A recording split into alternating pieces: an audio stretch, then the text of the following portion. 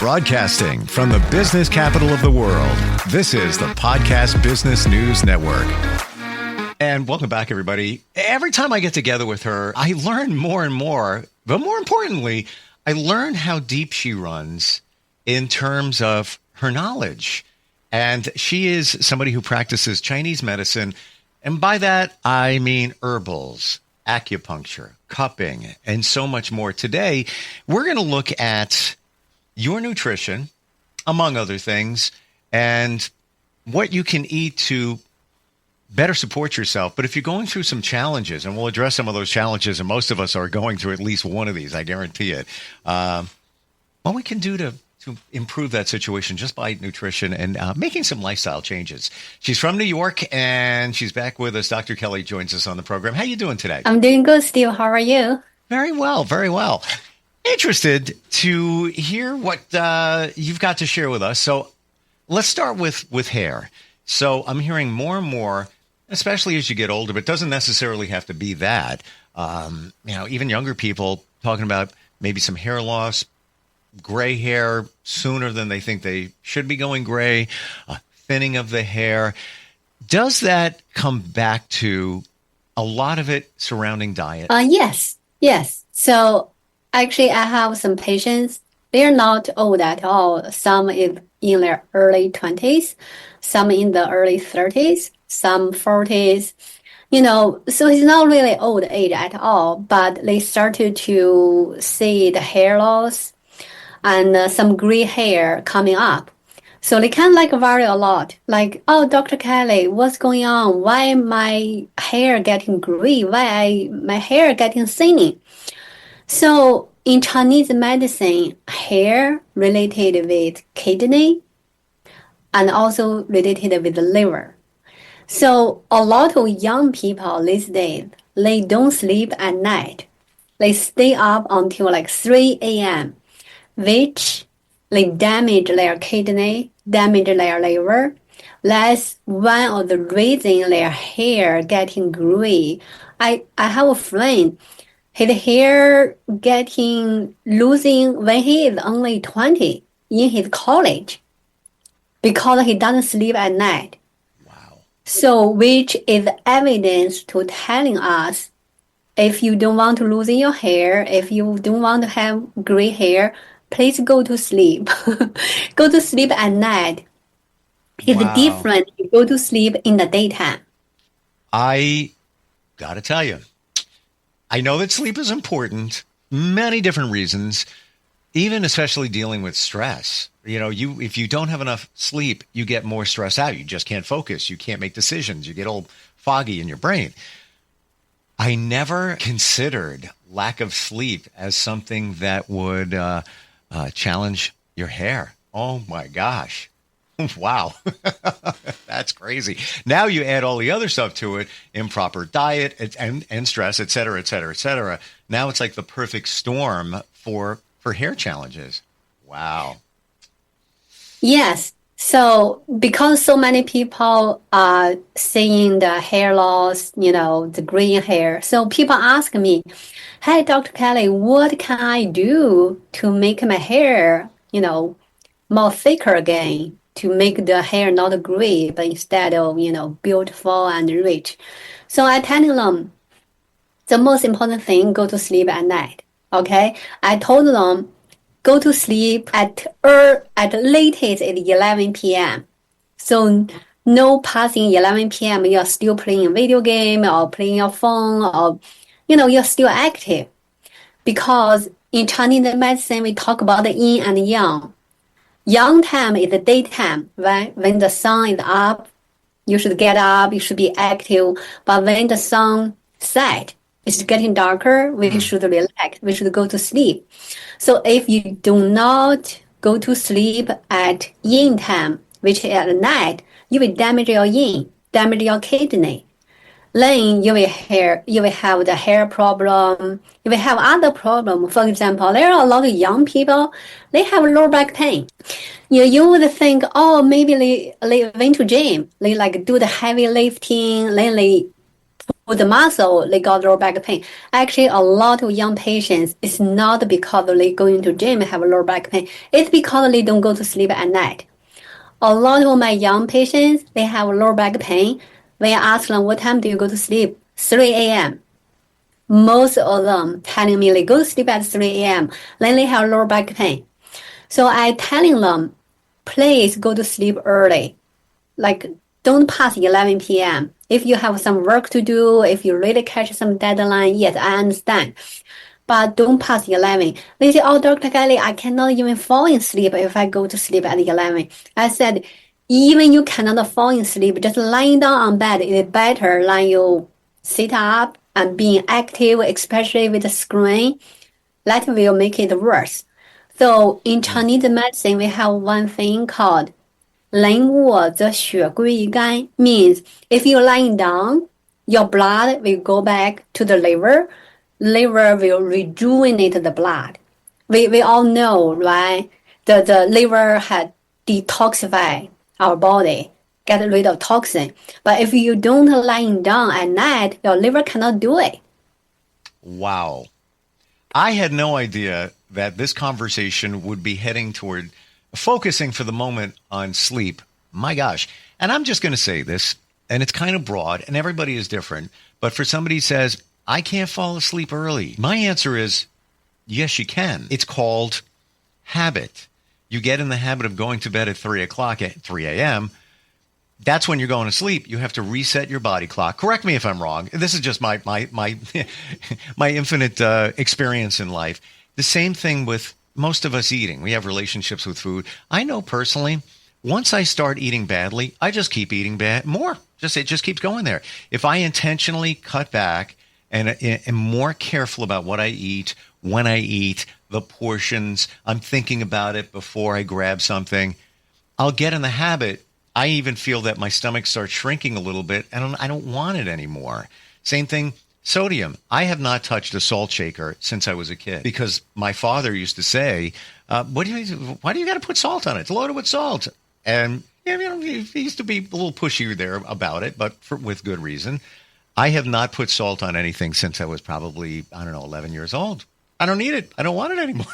So is what I'm saying even a little bit true in terms of creating the right habits for yourself? Yes, I agree with you. It's like the habit you're creating, right? If you go to sleep like me, I go to sleep before 10 p.m. What time? 10. Okay. Yeah. So actually the best is 9, but 9 is a little bit too early because, you got stuff to do. So I go to sleep by 10. So I get up at 6. So I had enough sleep. I have enough energy. Every day I get up like naturally. I don't need an alarm to wake me up.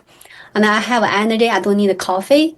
So like every day I'm busy until like night, but I have energy. I don't need a coffee to wake me up. I don't need like any energy drink. Sure.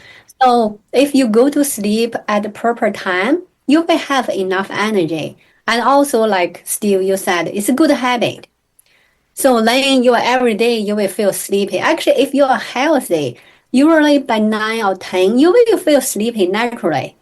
But a lot of people, they don't feel sleepy because they drink coffee, they smoking, they drink like tons of unhealthy stuff. Yeah. Make their body have the false signal like, oh, I'm not sleepy. I still have energy.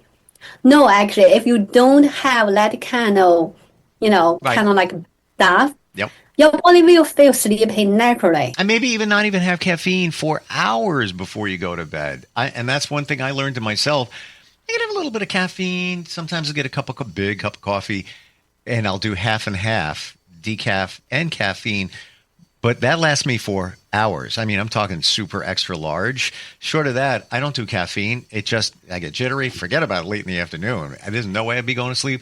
And I'm going to think, and I want your opinion on this. If somebody wants to reset their clock, is it reasonable maybe to take something to help you fall asleep, be it CBD, melatonin, maybe a prescription if you need that, just to reset you so you start going to bed at a more reasonable time, call it 10 or 11 p.m., whatever it might be? Well, I don't really suggest people to take any pills, any Western pill to help them go to sleep.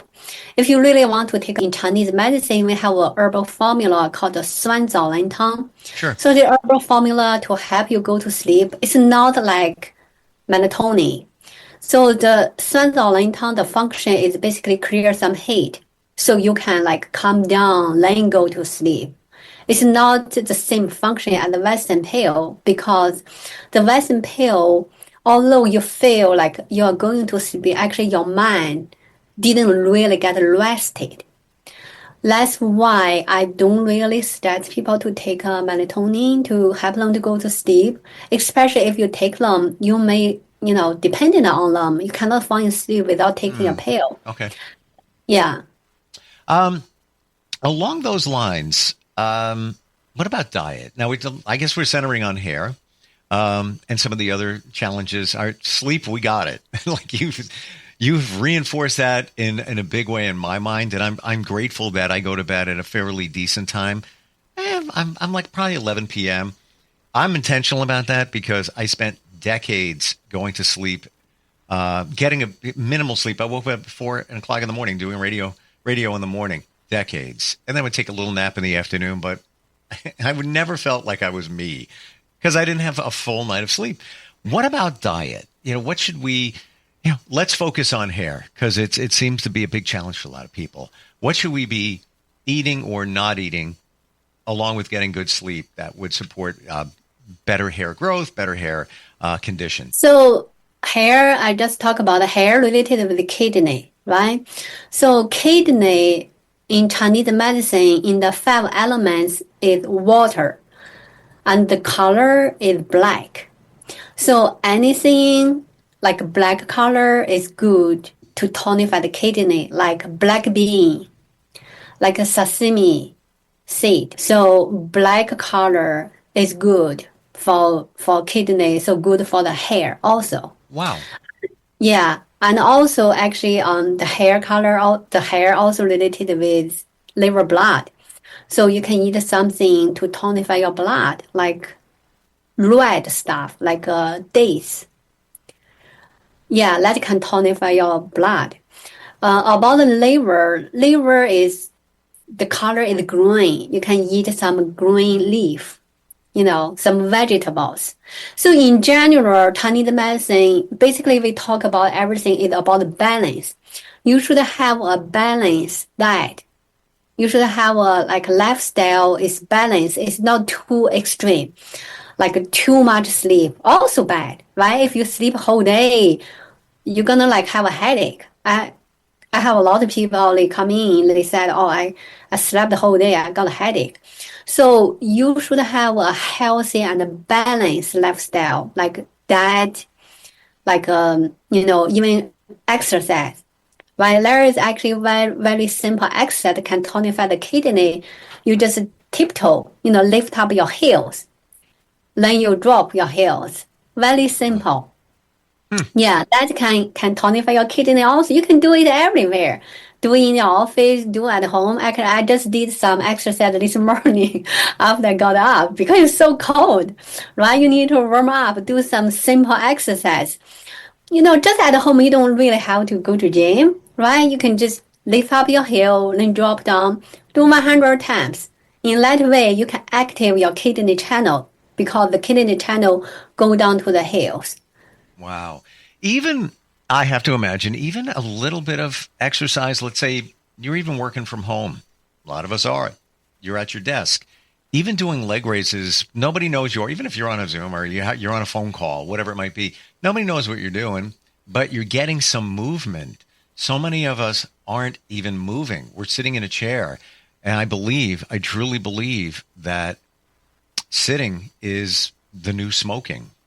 We're doing harm to our bodies by not moving, just like when you smoke. Yeah, so that's why I try to telling my patients, have a little bit of moving. Even you have to sit in front of a computer for a long time, just move your neck, turn left and right, up and down. So in that way, your body is not in a long position, for too long time, then your muscle get tight, get sore and pain. So a little bit of movement, like it's helping you to move the qi and move the blood. Like a young patient came to me yesterday, said, "Oh, why I have the neck pain? What's the reason?" I said, "Yeah, you're very young, right? That's very good. Young people, you in general, they have like a kind of like a little bit healthier body than the people who are older, but not necessarily. Because if young people sitting in front of computer for a long time don't move, which is bad. Older people, they can go to park, walk around for a whole day. But young people can sit in front of computer for a whole day. In that way, young people doesn't mean that you are healthy." I never thought of it that way. And yes, you see a lot of older folks either walking around a mall or walking around some kind of area, or now even when it's warmer out, walking outside more often. Interesting. What are your thoughts on disease? So do you feel that the majority of the disease that many of us are dealing with is not just genetics, it's lifestyle? Yeah, I totally agree with you. A lot of people say, "Oh, it's running in my family, or my mom got it, my sister got it." So actually, if you study biology, it's called there is another reason for people who got sick or not. It's called epic. It's the environment. Basically means it not only decided by the gene. Oh, I have this gene, then I have to get this disease. No, not necessary.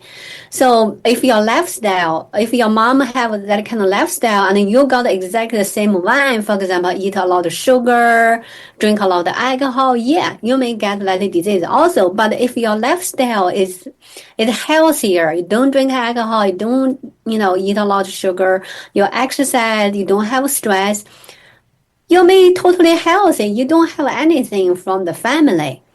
So that's why I agree with you. It's not just running in the family. You can control it actually. You can change it. Don't say, "Oh, because my mom have it, so then I will have it." No, Right. not necessary. You mentioned alcohol, and just a few days ago, I believe it was the Surgeon General said that they're suggesting warnings on bottles of alcohol that it can cause cancer, and that's based on research, studies, etc. What's reasonable? Let's say somebody wants to have some alcohol, whether it's some wine with a meal, etc., etc. What's a acceptable per week amount? What's your feeling? Well, a long time ago, actually, alcohol is a herb. I mean, it's in Chinese medicine, it can help you to move the blood. So in that way, if it's medicine, you shouldn't take it too much. Oh, So, but you said, what if just like once a week? I think once a week in general is fine, especially in the winter. It's so cold. If you drink a little bit of alcohol, can help move the blood, especially for patients who have like qi stagnation, blood stasis. Alcohol can move the blood. So in that way, it's good for you. But of course, if you drink too much alcohol, then, it's bad, totally bad. where have we crossed the bridge to too much? Let's say, somebody has, I'm just throwing anything out here, 4 drinks a week. Maybe over the week, maybe on the weekend you had 2, and during the week you made dinner, wanted to have one glass of wine, whatever it might be. What do you think is reasonable, short of too much? So actually in Chinese medicine, everybody different, right? Sure. So 1 glass per week maybe it's okay. Like to me, 1 glass per week is totally okay. But if a person who doesn't have like qi stagnation, doesn't have liver blood state, doesn't have blood stasis, but instead they have internal heat in their body, then even 1 glass may be too much because they already have the heat in their body. The alcohol gonna even add even more heat in their body, which if they already have problem falling asleep, if they already have like skin itching, that alcohol can make it worse. So it really depends. Okay. Heat in the body. I talked to somebody a year or so ago, and he mentioned that a lot in terms of heat. How do you know? How do you know if you have? And we're not talking about, oh, I'm hot. Oh gosh, as I'm sweating. No, that's not what we're really referring to here. Can you explain when you say heat, what that means internally, and how do you know if you have too much? Okay, so example is if you look at your tongue in the mirror, if your tongue is really red, like the wine color, that is too much, which usually means heat in your body because the tongue can tell our organ how healthy it is. So that is the one, that's one method. You look at your tongue, the color, if too red, usually means some internal heat. Two, like for example, if a person drink alcohol a lot, usually they may have the rosacea. They have the redness on their nose. Sure. So that's another indication. Third is they may have trouble to fall asleep. When you have internal heat, you may have trouble to fall asleep at night because the heat just rising up. You cannot calm down. So that's, And another indication, you may have constipation because the heat, just burn off all the fluid. So it's dried up. So you have a hard time to get it off. Yeah. So, some people may have like itching, the itching or redness in their eye, their ear also have problem. Yeah, that can be another sign. My gosh. Learning so much today. I really am. What about if somebody has a tongue and it's got, coated kind of white? So in general, if the tongue coating is white, if it's a like thick white coating, usually we tell, especially the tongue color is kind of like pale, that can be a sign of internal cold or spleen deficiency. Because especially if you look at your tongue on the side, the edge has the teeth mark. Yes. That means the spleen deficiency.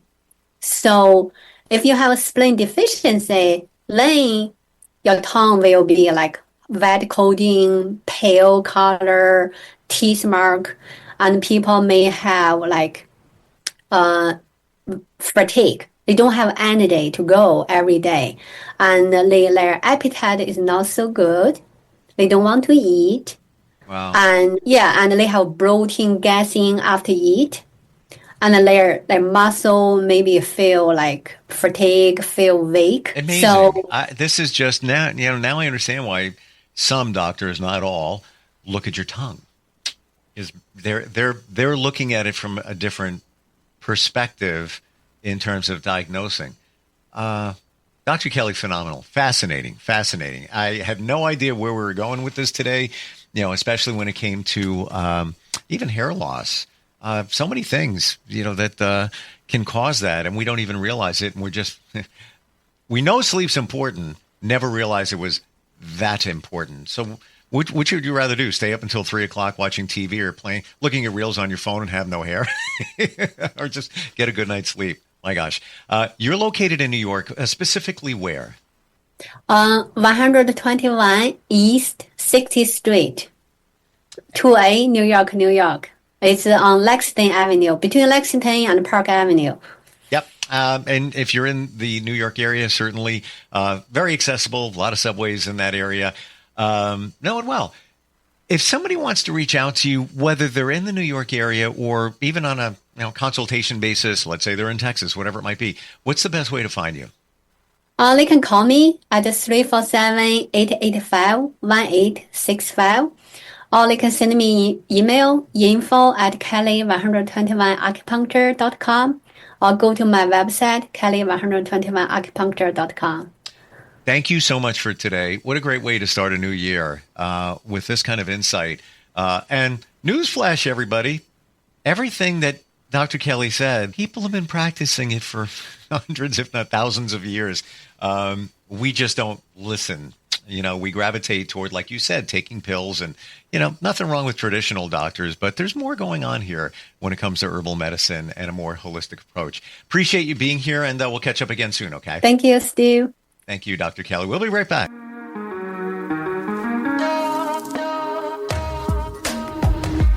Broadcasting from the business capital of the world, this is the Podcast Business News Network. Adopt US Kids presents Multiple Choice Parenting. Your daughter just had her first breakup. Do you A, put yourself in her shoes? How could he do this to you? And for Sheila, she has split ends. B, console her? Oh, sweetie, this is going to happen a lot. 4, maybe 5 more times before you get married. C, take charge? Got to get this all straightened out. Give a little talking to, man to man, mano a mano. Hey, Steve! It's now a good time? No? Okay, no problem. Bye. Or D, help her find a new boyfriend? I know a great place to meet boys. The internet. Nice, single boys. Never mind. How about some ice cream? As a parent, there are no perfect answers. But you don't have to be perfect to be a perfect parent. Thousands of teens in foster care will love you just the same. For more information on how you can adopt, visit adoptuskids.org. A public service announcement from the U.S. Department of Health and Human Services, Adopt U.S. Kids, and the Ad Council.